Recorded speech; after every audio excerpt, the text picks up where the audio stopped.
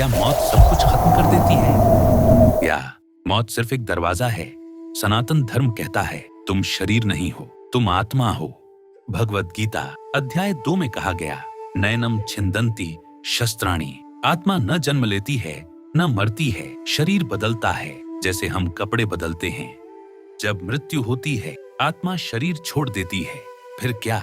सनातन धर्म के अनुसार कर्मों के आधार पर आत्मा अगले लोक में जाती है।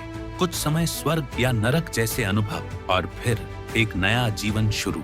सनातन दर्शन के अनुसार जन्म कभी भी संयोग नहीं होता। आत्मा उन्हीं माता पिता को चुनती है जिनके माध्यम से उसके अधूरे संस्कार और इच्छाएं पूरी हो सके। जिस प्रकार की इच्छाएं, आसक्तियां और कर्म पिछले जन्म में थे, उसी के अनुसार नया परिवार, नई परिस्थितियां और यहाँ तक कि नई प्रवृत्तियां भी तय होती हैं।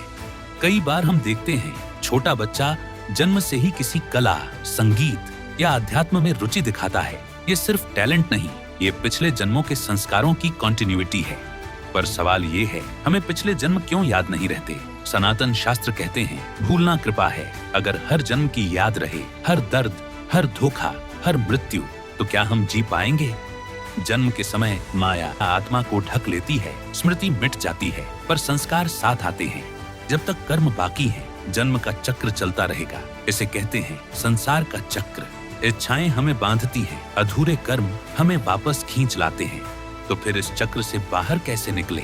सनातन धर्म कहता है ज्ञान से, भक्ति से, निष्काम कर्म से। जब आत्मा समझ लेती है मैं शरीर नहीं, मैं ब्रह्म का अंश हूँ, तभी मिलता है मोक्ष। मौत अंत नहीं, एक नया अध्याय है, पर अंतिम लक्ष्य जन्म मरण से परे शाश्वत शांति।